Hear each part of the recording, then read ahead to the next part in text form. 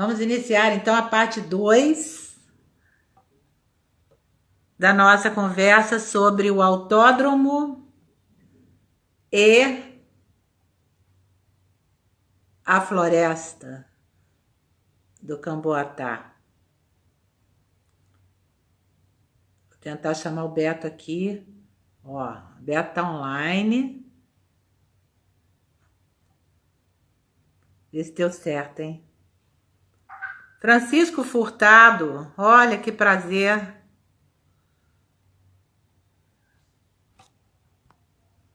Ei, Beto. Estou aguardando, hein, Beto? Oi, Aline. Francisco Furtado, diretamente de Belo Horizonte. Fiquei aqui. Eu não sei o que aconteceu, acho que foi minha internet, caiu, voltou, caiu, Pois voltou. é, agora voltou, agora tá bem. Vamos embora. Espero que fique bem, mas estava ótimo, ali foi bom que o Rogério estava assistindo a Foi gente bom, porque e aí a pôde gente entrar aí. perdeu o espaço, né? O Rogério está acompanhando desde sempre, muito de perto aí essa luta e estava ali, foi ótimo, não interrompeu em nada o raciocínio que a gente estava levando. Então vamos lá, ele falou que a contrapartida financeira que viabiliza, você é que sabe. São duas coisas importantes para a gente, uma para uma informação e outra para desmistificar uma propaganda que é feita. Então, primeira coisa, nesse caso, o que o Exército levaria com a cessão dessa área? 104 milhões de reais, que foi o valor que foi pago, e aí uma coisa curiosa, não foi a Prefeitura quem pagou, foi o Ministério dos Esportes. O Ministério dos Esportes transferiu para o Ministério do Exército o valor de 104 milhões de reais para a cessão desta área à Prefeitura, porque lembra daquele documento de 2008 que eu comentei no início, que foi o Ministério dos Esportes com a Prefeitura e a Confederação Brasileira de Automobilismo. A possibilidade da candidatura para a Olimpíada no Brasil, no Rio de Janeiro. Exatamente. Então, foi o dinheiro, o Exército recebeu essa compensação financeira. 4 milhões. Que veio do Ministério dos Esportes. Não, de reais. E continua também o mesmo valor, quer dizer, o valor, a expectativa é a mesma em termos de... Houve atualização? Nós não sabemos. Existe um processo, o Rogério comentou da questão do contrato de transferência. Na verdade, existe um termo de transferência do imóvel que é um processo no Serviço do Patrimônio da União. Esse processo foi aberto ano passado. É um processo aberto no ano passado, então não houve conclusão ainda, e o comentário que o Rogério fez é exatamente o seguinte, olha, essa promessa de transferência da União para o município, ela só ocorrerá se for possível construir um autódromo ali. Se não for possível construir um autódromo ali, o patrimônio permanece na União e, em princípio, com o Exército Brasileiro na área. Tá? Agora, então, essa é uma informação. O mito. Criaram um mito de que não vai ter dinheiro público no Autódromo do Rio de Janeiro. Não é verdade. Não é verdade. Por que não é verdade? Primeiro, estamos falando aqui desde o início, o terreno aonde será construído... É da União. Ele é público. É do Exército, é da União. E a contrapartida, o empreendedor que diz, ele vai botar dinheiro no bolso dele. Mas ele vai receber 41,7% de um terreno público que vai se tornar permanentemente dele. Ou seja, além da cessão por 35 anos da operação comercial do autódromo, além da cessão por 35 anos... Essa área remanescente ficará sob o domínio, quer dizer, e a utilização desse... Como é que é esse projeto? Quer dizer, esses 41%? Ele vai ficar vazio ou ele vai ser construído ali? Tem alguma regra? Qual é o regramento? Esse é um problema. No regramento está previsto no edital de licitação, o contrato de parceria público-privada, esse que não está assinado, permite construções num potencial construtivo que o camarada poderia fazer vários prédios. Pode fazer hotel, pode fazer moradia, pode fazer residência, pode fazer shopping center, pode fazer, pode construir terreno com a desde que seja justificado em termos de fazer a infraestrutura do entorno do autódromo, é isso? Pode fazer edificação, pode fazer hotel, pode fazer um shopping, pode fazer... Isso, nessa área dos 41,7%. Independente do que vai ser feito ali ou não, o que eu quero colocar do elemento de dinheiro público é o patrimônio será transferido para a empresa. Ou seja, aquela área passa a ser privada. Ele pode, inclusive, vendê-la. Ele pode vender depois, ele pode fazer o que ele quiser. Ele pode monetizar aquela área da maneira que ele quiser. Que foi um comentário que eu fiz antes da minha internet cair. Ele hoje anunciou que não vai fazer nada. Que ali vai ser uma área de projetos ambientais, de preservação da natureza. Ora, não faz nenhum sentido. Né? Primeiro porque não se compensa uma floresta, o desmatamento de uma floresta. Se o acordo dele fosse, olha, eu vou tirar o autódromo da floresta e fazer essa área desmatada, aí tudo bem. Mas não. Ele quer continuar fazendo autódromo na área desmatada, na área de floresta, e um pedaço da floresta menor com uma área desmatada, ele quer fazer projetos ambientais. O lugar de projeto ambiental é na floresta. Tem algo errado aí, né? Então, a Lívia Fernandes entrou, Karim Sato entrou, Fernando Lima, todo mundo entrando de novo, hein? Que bom. Estamos voltando. Vamos ficar mais um pouquinho aqui. Isso. Então, o primeiro dinheiro público... até você explicar tudo para gente. Tá joia. O primeiro dinheiro público, então, é o terreno público que seria apropriado, privatizado para essa empresa. Segundo dinheiro público, no estudo de impacto ambiental, tem uma matriz de receita operacional, as receitas previstas do empreendimento. E aí tem lá, merchandising, ingresso, não sei o que, publicidade, tem um monte de receita lá. E no final, na tabela, tem duas linhas. Uma chama-se contraprestação anual e a outra se chama aporte público diferido. Contraprestação anual diferido. Aporte público diferido. E o que é isso em português? Não sei. O que eu sei, e aí nós perguntamos, como nós não sabemos, e para isso é feita uma audiência pública, nós perguntamos. Nós temos uma 15 milhões de... a contraprestação são 15 milhões de reais anuais. E o aporte público diferido, 1.200.000 reais por ano. Ou seja, no total, são 16,2 milhões de reais por ano de receita. Essa pergunta, o Rogério comentou muito bem, lembrou muito bem, que na audiência pública, o empreendedor queria escolher pergunta que ele respondia e pergunta que ele não queria responder. Essa pergunta foi feita a ele. Do que se tratava isso? A que se refere essas duas linhas?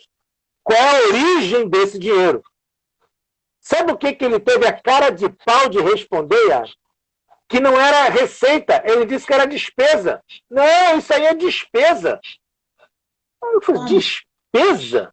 Eu estou lendo no estudo, ainda quando chegou na minha vez de falar, eu comentei inclusive isso, falei, olha, a menos que você não tenha lido o estudo pelo qual você pagou. Porque no estudo que você pagou está dizendo que isso é receita.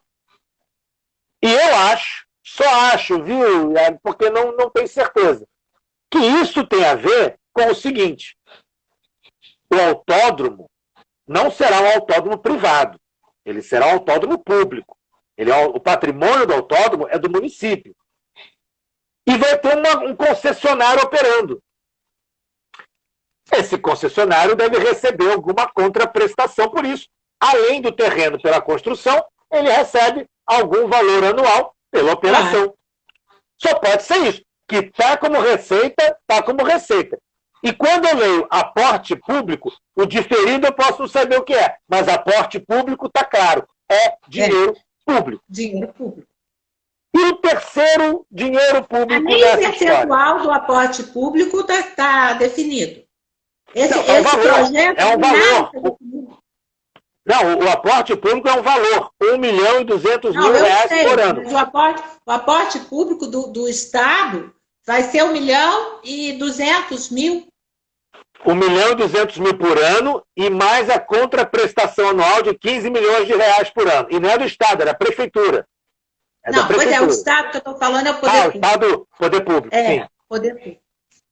Então é um valor extremamente alto, quer dizer, é o risco desse empreendimento autódromo é enorme. Eu tenho a impressão, quer dizer, isso me parece, eu não tenho profundidade, conhecimento para dizer, mas eu vou te fazer uma pergunta. Esse entorno de 41%, tá? Vocês fizeram algum estudo de viabilidade sobre o valor dele, fazendo os empreendimentos possíveis, porque a legislação urbanística está sendo mudada e está sendo permitida a edificação de uma série de empreendimentos. Vocês fizeram esse estudo? Esse estudo foi feito? Fizemos uma estimativa. Não. A gente vai colocar aí agora no próximo relatório. Nós entregamos um relatório e estamos avaliando se vamos entregar até com essa posição atual agora da empresa, na qual a gente não acredita. Até porque um termo de...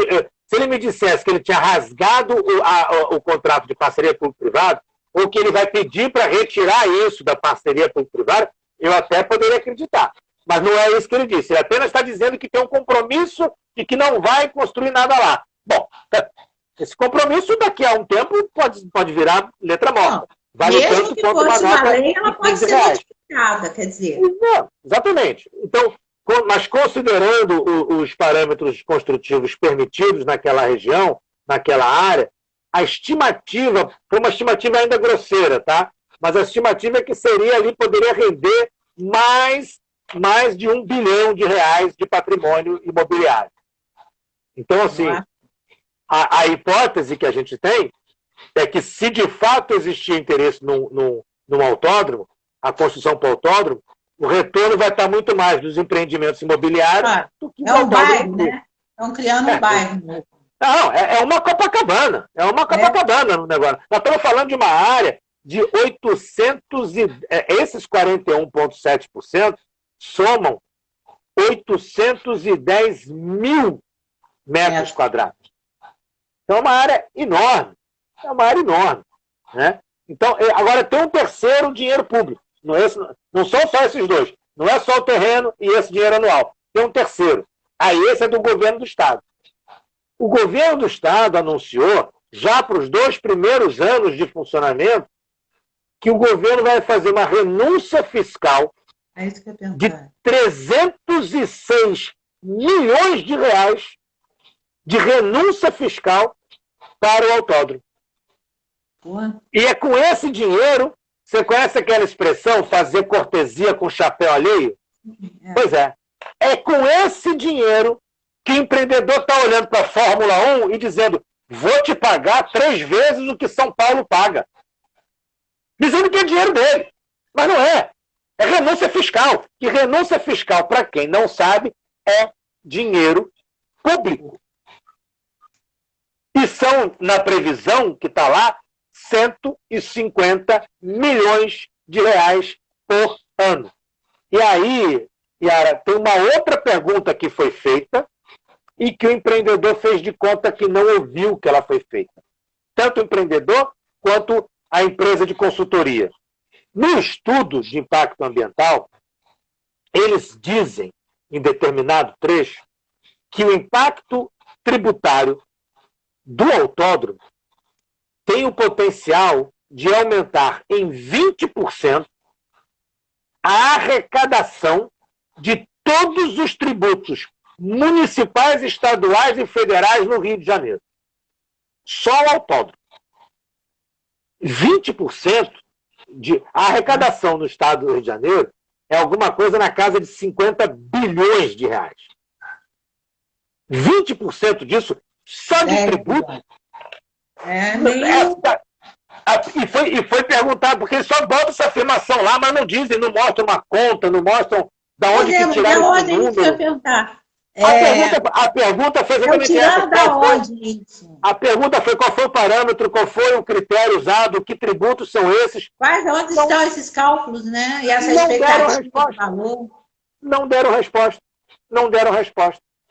O que a gente sabe, de fato, é que tem renúncia fiscal. Então, sim, 150 milhões mais 16,2 milhões. Estou falando alguma coisa entre 160 e 170 milhões de reais por ano, além do terreno, que é tudo dinheiro público. E a turma fica nessa coisa, não vai ter dinheiro público. Claro que tem. Claro que tem. Porque tem dentro eu vi isso já em vários locais, inclusive nos grupos que a gente faz parte de internet, eu sou engenheira, e aí em vários grupos dizem, mas aí você se o autódromo não for feito ali, a perda de empregos futuros, a expectativa de empregos no Rio de Janeiro é muito grande, tá? E aí eu realmente não sei, eu não tenho conhecimento profundo em relação ao autódromo, e o que ele geraria eu entendo que o autódromo não ia gerar muito emprego, tá? Mas dentro do que você ouviu, tá? Você sendo engenheiro florestal, qual é o que você ouviu a respeito em termos de projeto, quer dizer, de expectativa, mas em termos de números? Eu vou te falar os dois números, o discurso deles e o que está no estudo, porque o estudo fez isso. Pois é. O estudo calculou. Sabe aquela coisa da expectativa e realidade? Então, vamos lá. Discurso do representante da Prefeitura do Rio de Janeiro na audiência pública. Vão ser gerados 7 mil empregos com o autódromo. 7 mil é o número durante a construção e o restante, não? Eles dizem 7 mil empregos. Serão gerados 7 mil empregos. Se você olha o material de propaganda do autódromo, e o discurso da prefeitura do empreendedor, eles não especificam, eles falam em 7 mil empregos. Ok. O que diz a realidade? O que diz o estudo? O estudo de impacto ambiental diz o seguinte. Você está sentada, né? Vamos lá.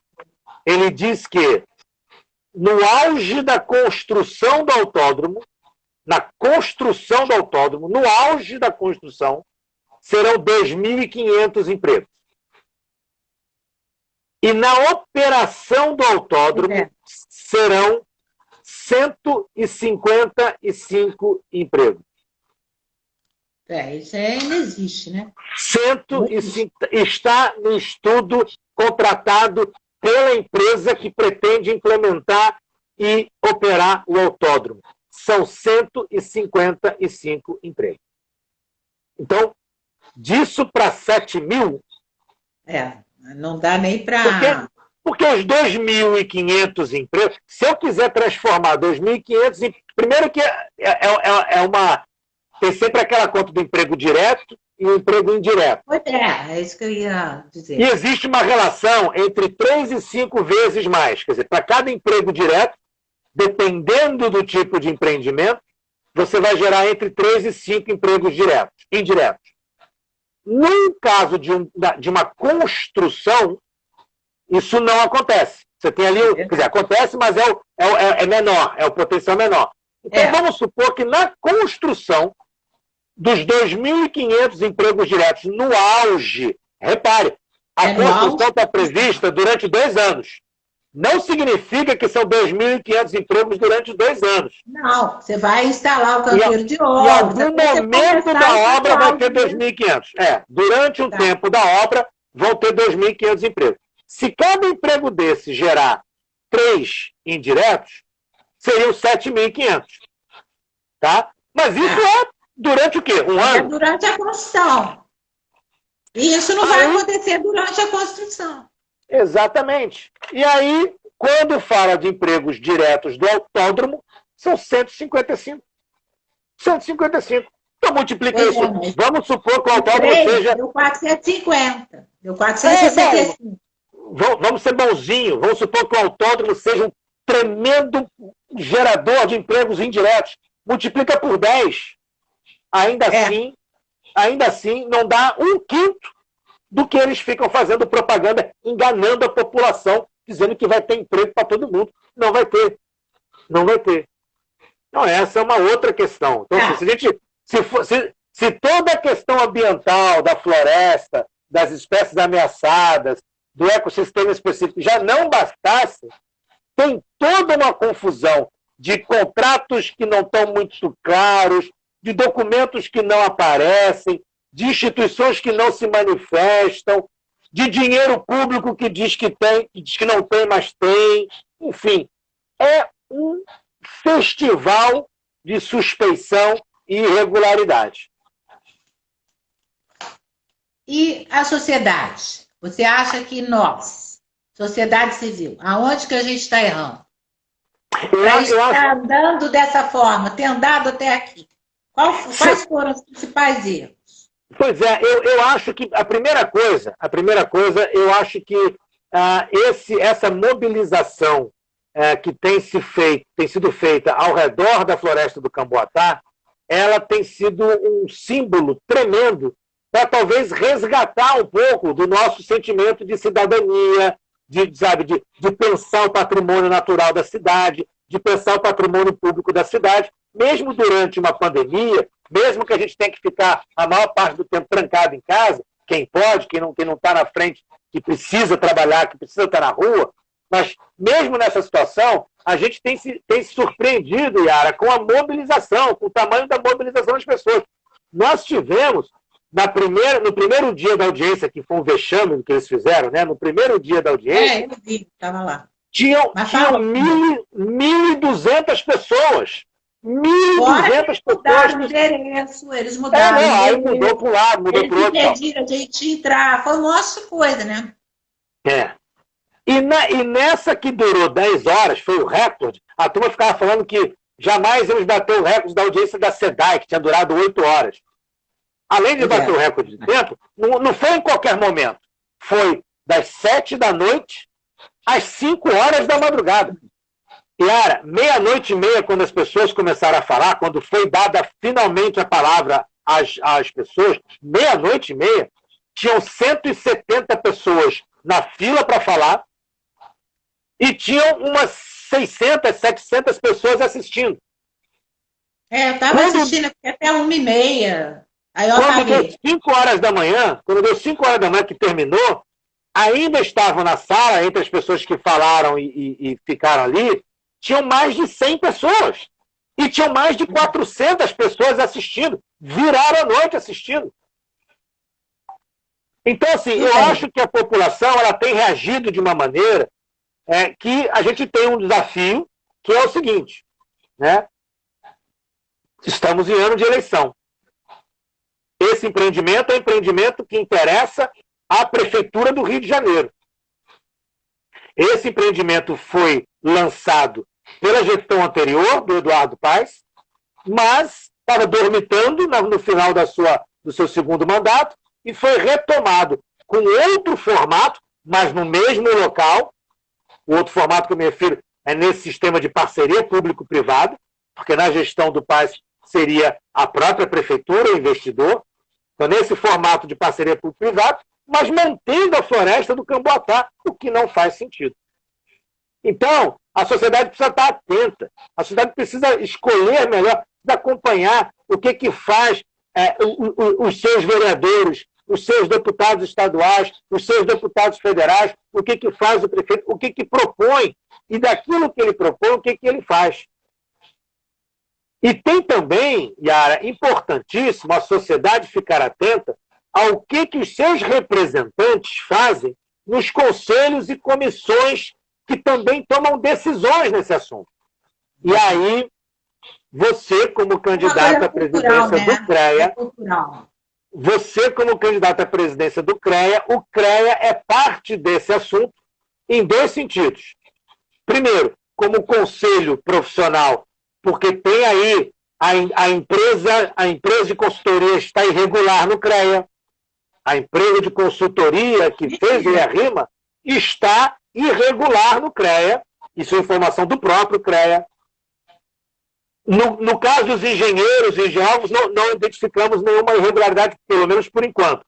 No caso do Conselho Regional de Biologia... Numa empresa, você sabe muito bem, por ser engenheiro florestal e ter sido vice-presidente da associação Fui presidente. Associação dos Engenheiros Florestais. Fui. Fui durante 7 anos. 7 anos. Pois é. Muito orgulho disso. Foi também conselheiro no CREA, não foi? Exatamente, fui conselheiro do CREA. Você sabe perfeitamente bem que não basta o profissional estar habilitado. Se ele faz parte de uma empresa, a empresa também tem que estar habilitada. Exatamente. E o CREA não fez nada? O CREA não inviabilizou esse? Eu não sei ainda qual foi a providência que o CREA tomou. Eles, inclusive, receberam esta semana da própria Associação dos Engenheiros Florestais um ofício alertando para o que a associação chamou de evidências de possíveis irregularidades da empresa, das empresas, na verdade, porque a Rio Motor Park, que é a empreendedora, também não tem registro no CREA. Ela não tem registro no CREA, a empresa de consultoria parece que está com seu registro irregular, eu não sei qual é a irregularidade, mas está lá no cadastro como irregular. Dos profissionais, dos que são da área do CREA, aparentemente não tem problema, mas do Conselho Regional de Biologia, já encontraram, o próprio Conselho está investigando, vários dos profissionais sequer registro no Conselho tem. Pô, então inviabiliza, o trabalho fica nulo. Então, você só é médico, se você tiver um CRM. Se não for habilitado no Conselho de Biologia, você não é o biólogo. Você não pode exercer a sua profissão. Não. Exatamente. E aí anula o seu trabalho e é crime. Exercício irregular da profissão. Exatamente.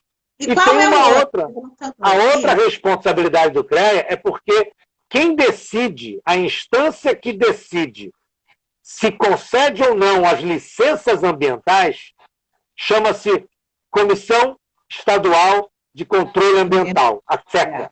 A SECA é composta por membros, na sua maioria, representantes do governo, do INEA, da Secretaria do Ambiente, e algumas instituições da sociedade civil, dentre elas o CREA. O CREA tem assento na SECA e o CREA precisa ter a monitorar de perto o que os seus representantes, o seu representante, que é um titular e um suplente, né?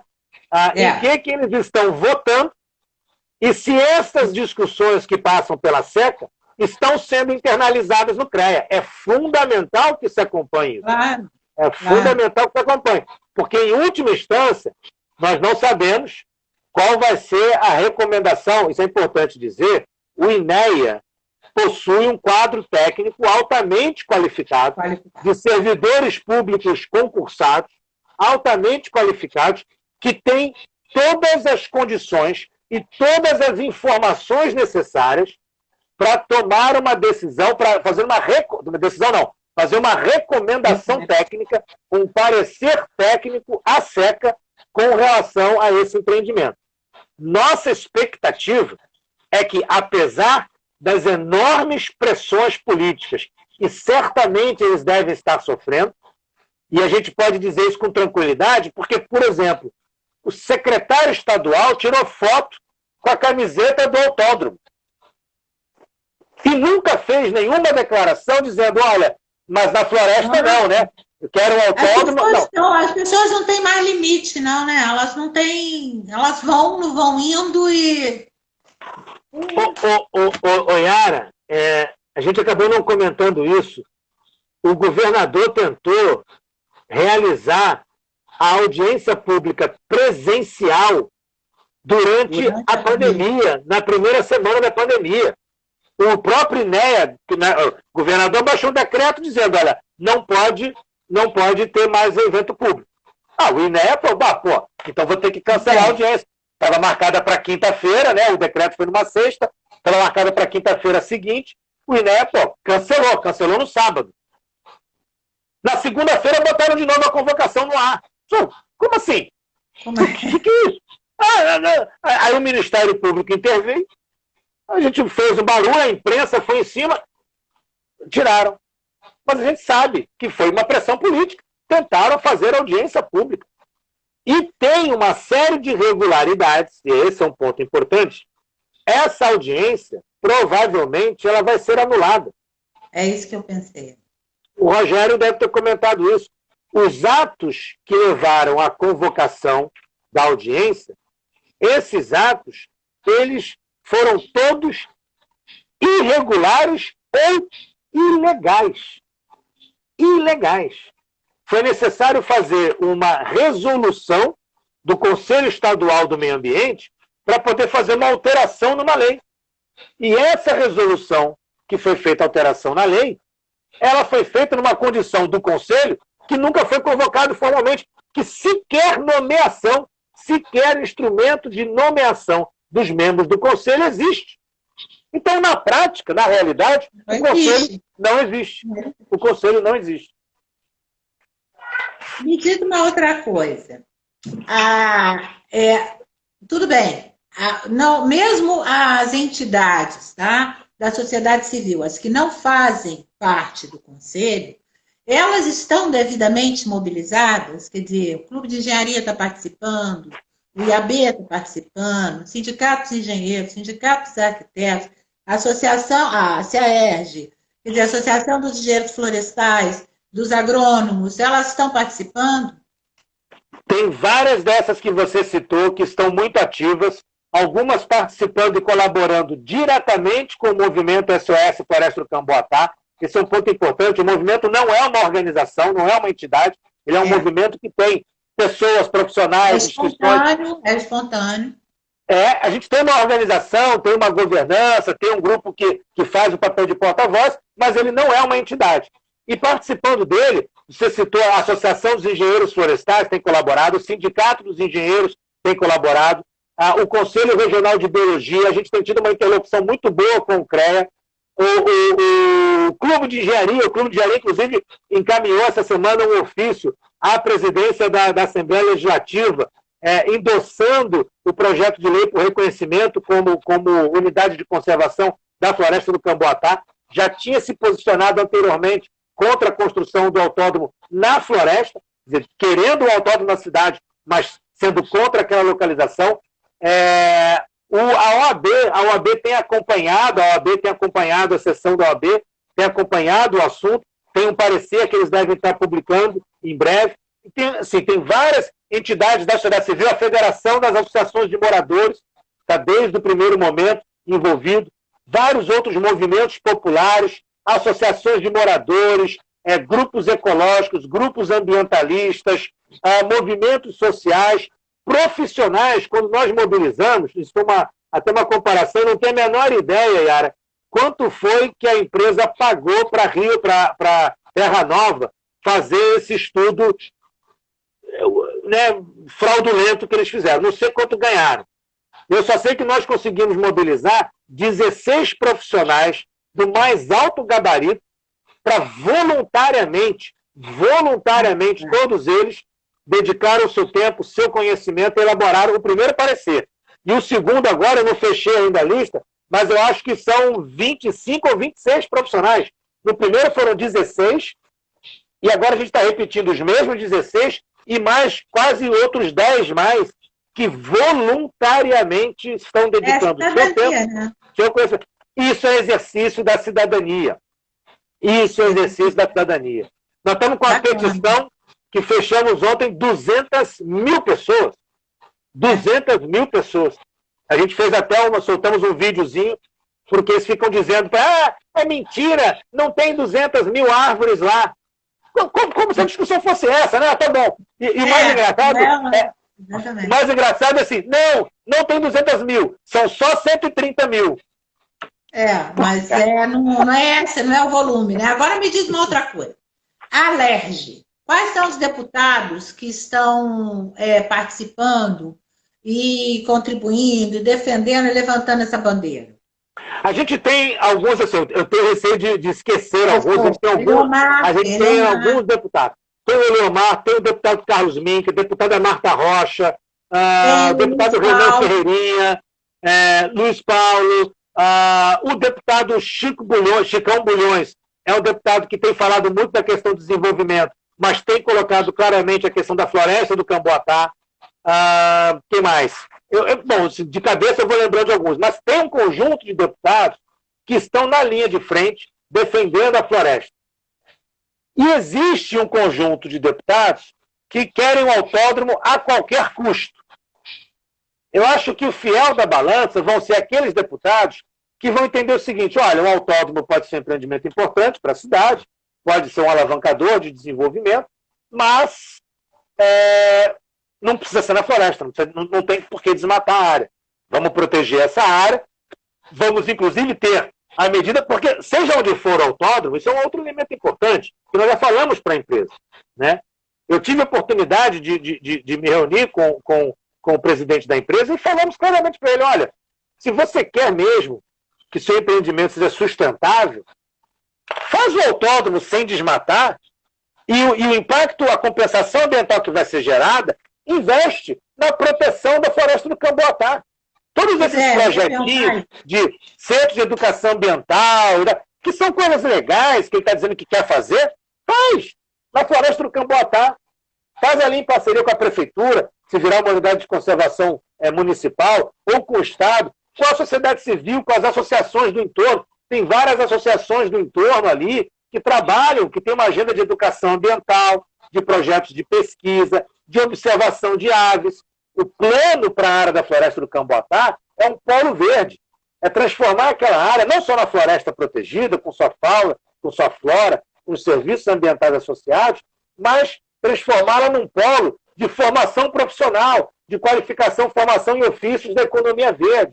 A gente tem a agenda da reciclagem, a agenda da energia renovável, a agenda de compostagem, produção de mudas, de sementes, jardinagem, paisagismo. Tem uma série de atividades que são, eu estou falando de trabalho, de renda, de negócios, de empreendedorismo, que se bobear, a gente não oferece essa conta não, Yara, mas eu acho que é capaz de ter mais de 155 empregos, eu acho que rola. É isso que eu ia dizer. Com certeza tem. Só numa central de triagem e de reciclagem, né, a gente tem as cooperativas operando, algumas delas têm 70, 80 pessoas trabalhando. Então você pode ter ali só em uma das atividades que podem acontecer ali, nas áreas que são abertas. É importante dizer, a floresta do Camboatá não é a área toda floresta hoje. Algumas áreas não têm floresta, algumas áreas são desmatadas. Parte dessas áreas... E tem construções que foram depreciadas, foram depauperadas, mas a gente sabe que a parte de estrutural está lá. Elas podem ser reformadas, você fazer uma cobertura, que isso vão servir de alojamentos, laboratórios, salas de aula, sabe? É colocar a economia, ao invés de desmatar, nós estamos no século XXI. Nós não estamos no século de desmatar para gerar emprego. A gente está no século de reflorestar para gerar emprego. Gerar emprego reflorestando. Então, é essa agenda que a gente quer. Não é a floresta virar a favela, não é a floresta ficar abandonada, não é a floresta ficar apenas como uma área deserta, cercada, que ninguém pode entrar, como ela é hoje. E sim a floresta aberta ao público, aberta à comunidade do entorno, com atividades de educação ambiental, com formação profissional, gerando oportunidade de trabalho, de renda, de qualificação para a população. É isso que a gente quer, e é isso que a gente espera, que a gente tenha ali os deputados sensibilizados, os vereadores sensibilizados e o poder público de maneira geral. Porque é um jogo de vergonha. Esse relatório, que é um laudo, que você falou que ele vai ser apresentado no domingo, foi o Rogério que falou?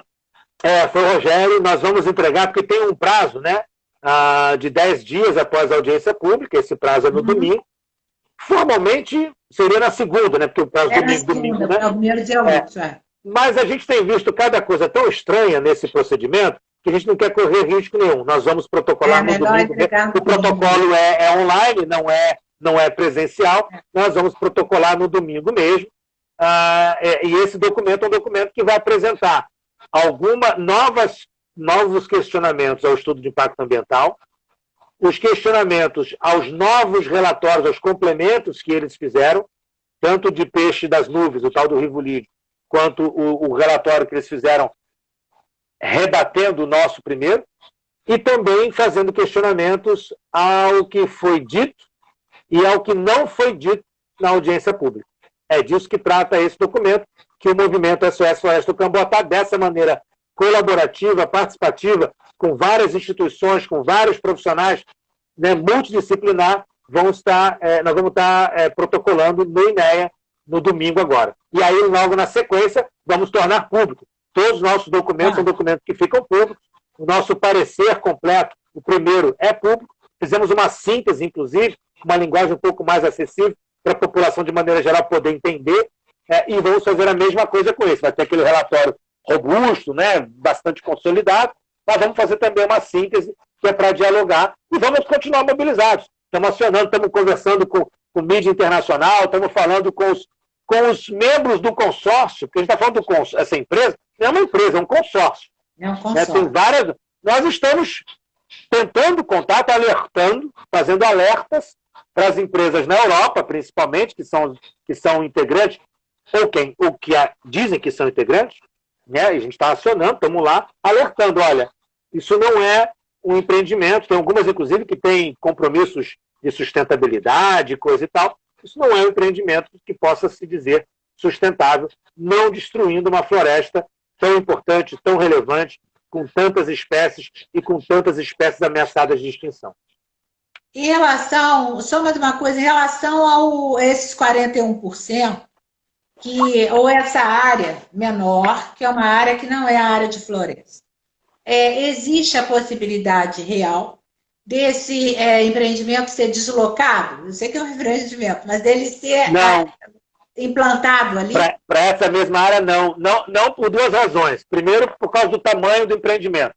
As pistas ela precisa de uma área muito ampla para poder fazer o traçado, onde caiba o traçado. E essa área que a gente está falando que não tem floresta, não é uma área grande. Tem alguns pedaços então não tem como. O ideal mesmo é você deslocar esse empreendimento para uma área que para não tem outro floresta. local. Ali do lado, como... Porque eu ouvi também esse tipo de propaganda, por isso que eu estou falando. Ela poderia ser ao lado. Então, ao lado não dá. Não, ao lado que a gente se refere é a área do Jericinó. É a área que fica a 1 quilômetro. Fica a 1 quilômetro, não é exatamente ao lado, mas é pertinho. Mas é próximo. É bem próximo, é bem próximo. Ali por trás, tem a área que a gente fala do Jericinó, é a área por trás do Parque Radical, que foi uma instalação das Olimpíadas, que está lá, funciona. Eu chamo de Parque Vagalume. Ele abre, fecha, né? Ele não tem uma atividade contínua. E ali atrás tem uma área que tem o Bosque dos Atletas, que finalmente, depois de tanto tempo implementado, está lá, e para trás tem uma área desmatada, que seria perfeitamente impossível implementar o autódromo ali. Ou em algum outro local. Aí depende de cada né, mas tem áreas disponíveis, quer dizer, aquela não é a única área, e existe, concretamente, vocês têm algum estudo de que, em sendo implantado em outra área, haveria possibilidade de não se perder a oportunidade do autódromo ser construído no Rio de Janeiro?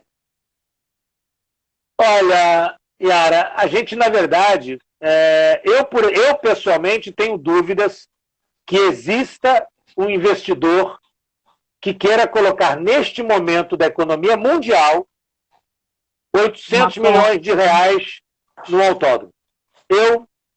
Desculpa, mas eu não acredito que haja. O empreendedor diz que tem. Ok, né? Mas ele não é só dizer que tem. Ele, para isso, o negócio se concretizar, ele tem que provar que tem. Ele tem que ter uma seguradora que banque, caso esse investidor não compareça. Quer dizer, não é um dizer. Essa precariedade, eu acho que é um desrespeito da prefeitura, que eu acho que é muito grande, entendeu? Porque ele supõe que todo mundo não entende nada, quer dizer, todo mundo vai aceitar o que eles dizem como se fosse um faz de conta. Aquela primeira audiência, eu realmente fiquei perplexa, aquela que não aconteceu. Entendeu? Fiquei perplexa. Como é que você vai, se inscreve, que era obrigatória a inscrição, vai para um lugar, não é naquele lugar, é em outro. Você chega no outro, não funciona. E não funciona tudo. A gente vê que foi de propósito, a gente viu que não foi não foi um acidente. Entendeu? Não foi que nem hoje, que caiu a internet. Não foi bem assim. Pois é, entendeu? pois é. E aquilo só aconteceu, é importante que se diga, aquilo só aconteceu por causa da conivência do poder público. O órgão, a SECA, o presidente da SECA, que deveria estar monitorando o que era a plataforma, como é que não era, se ia funcionar, se não ia funcionar, ignorou. Naquele momento, naquelas meia hora que funcionou, ele foi alertado. Eu, pessoalmente, alertei por WhatsApp a ele, olha, está acontecendo isso, isso e isso. Aí, em dado momento, antes de cair, porque durou 30 e poucos minutos, antes de cair, ele comentou, o pessoal está dizendo que não está. Alguém falou assim, não, tá tudo bem. Então é mentira. Mentira! Ele está dizendo que as pessoas são mentirosas. Ele não fez o trabalho dele. Ele não fez o trabalho dele. Tinha uma coisa ali que eles não acreditavam que a sociedade do Rio de Janeiro, que os profissionais, que os ambientalistas, que a população fosse reagir. Porque eu acho que isso também é uma culpa nossa, é uma responsabilidade nossa, dos cidadãos cariocas e do estado fluminense. Porque a gente não reage, entendeu? Tudo, o Rio está virando um caos, cada hora um caos maior, e não há reação. Então, eu acho que eles também não esperavam que não houvesse uma reação tão firme. E é por isso que eu fiz o comentário antes, né, de que para a gente tem sido uma motivo de muita satisfação poder, a partir de uma floresta, poder conseguir remobilizar a sociedade, né, e que a gente continue mobilizado para várias outras coisas. Temos muitos problemas. Aliás, muitos problemas ambientais, muitos problemas de outras áreas.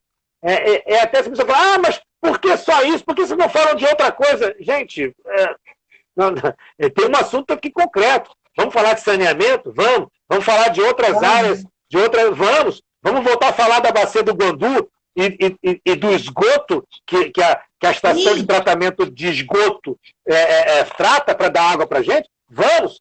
Agora, nesse momento, nessa situação, nessa mobilização, a gente precisa ter um gancho e aproveitar desse gancho para montar a sociedade mobilizada. Esse movimento. Eu, sinceramente, a minha expectativa é de que esse movimento tenha êxito. Mas eu acho que não pode haver uma desmobilização. É difícil, sim, mas eu acredito que o Fluminense está acordando. Ainda tenho dúvidas, porque eu acho que ainda tem que esclarecer muita coisa para a sociedade toda.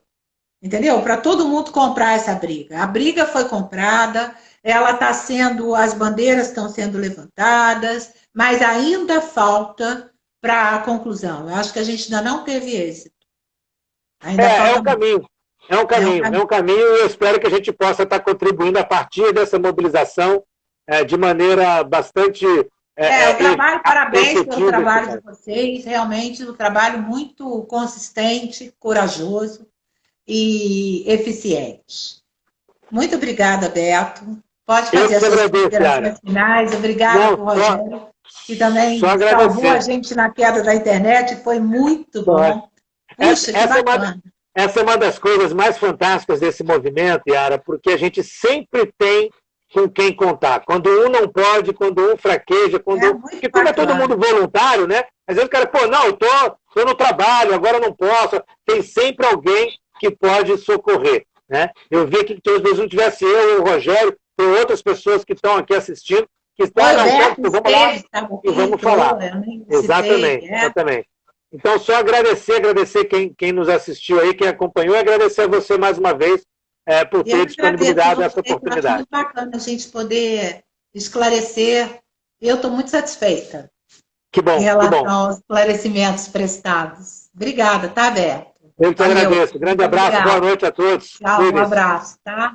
Tchau, obrigada. Tchau.